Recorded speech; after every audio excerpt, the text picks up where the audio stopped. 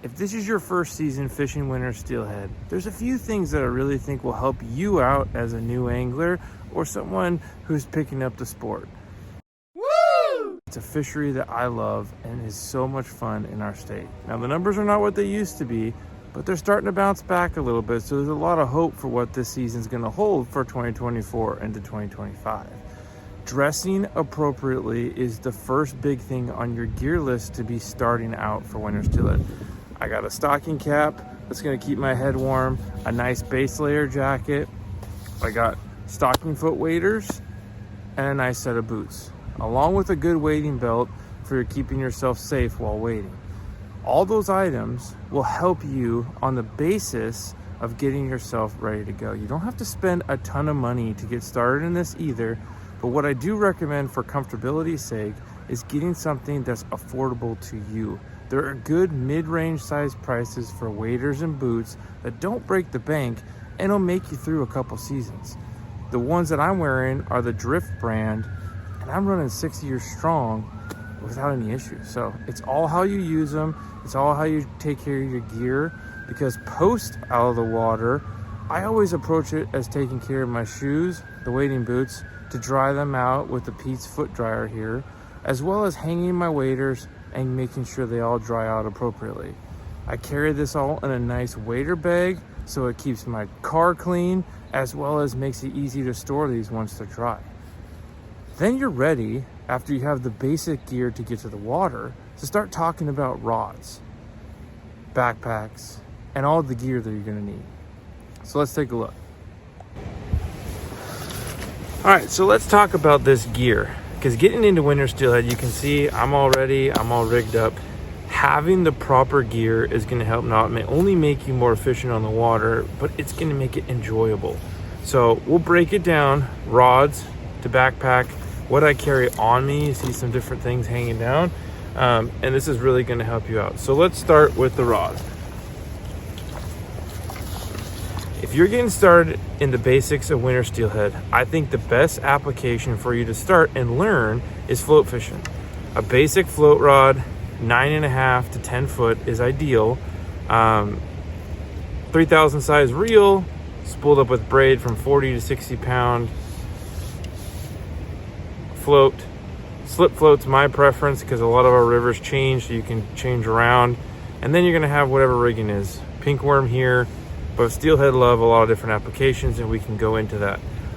A float rod allows you for a lot of options because you can go after multiple setups without changing the rod itself and still be effective, because it's a visual technique. You get to see the fish bite, and frankly, it brings back memories of my childhood of fishing for trout. So I love the visual thing, right? And sometimes, you know, God can bless you with not just a winter fish, but a summer run too. Really happy with that, because I'm going to show the kids some cool things about some fish and put that in the smoker. But that's what you can potentially get, is an opportunity with a fish.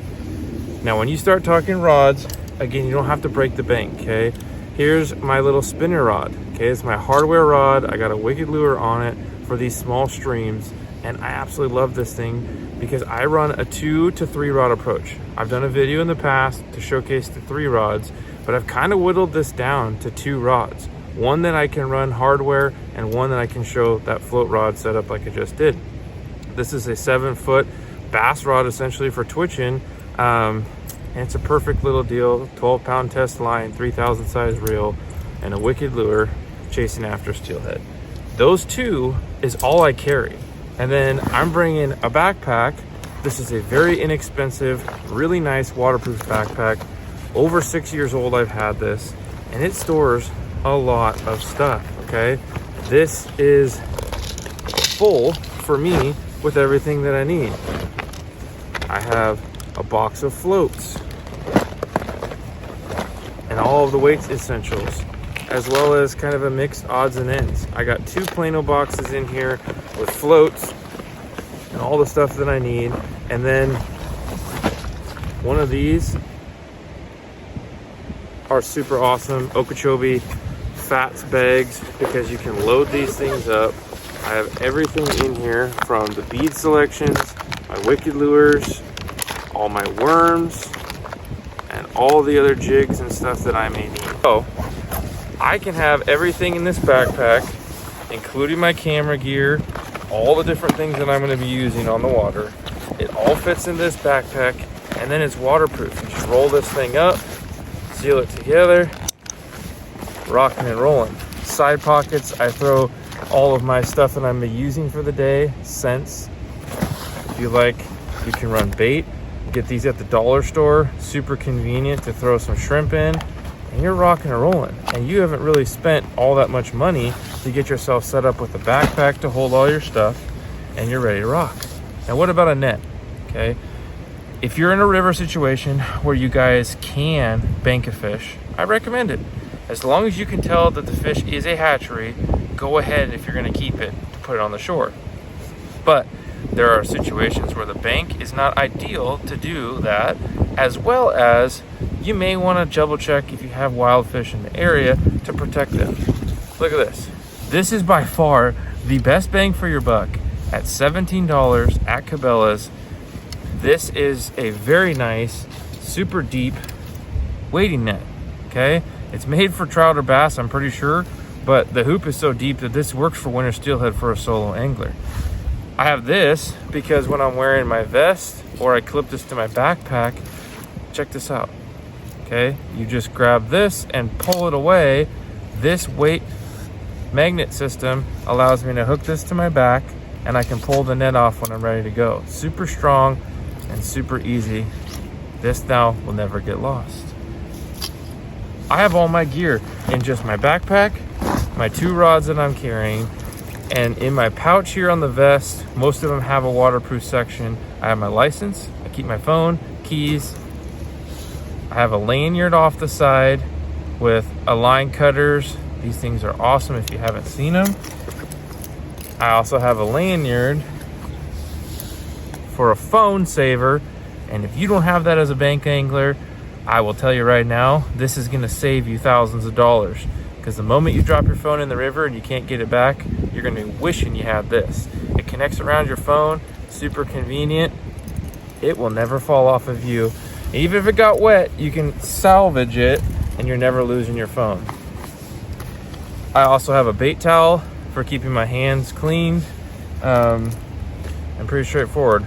I created a wading belt. This one actually has a boomerang tool on it, pair of pliers, my knife for bleeding fish, and then on this side I have third-hand rod holder. So that's essentially all I'm doing to the river, and the basics that you need to get started with a float fishing setup is a handful of floats. You don't need to spend a lot of money on float gear. You can get your jigs, your worms in a couple different sizes and colors. You can get some beads, get your hooks, floats, weights. You can build your own. And in fact, check this out. Let's build our own starter kit. And I'm feeling generous, so let's give one of these away for what we're gonna do. Stay tuned. All right, we're gonna start our own little steelhead kit here for the basics.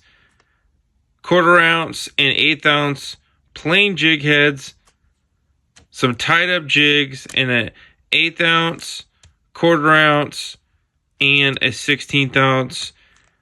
Couple different sizes of worms to go on those worm hooks there.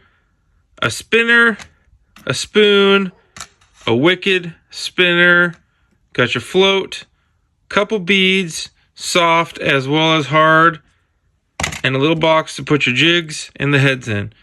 That is what we're going to create, and we're going to give this away to you. So if you comment below the video you want to see this steelhead season, and I'll randomly pick one to send this package right here to you, and you can get rolling catching your own steelhead this season. Tight lines, guys, and fish on!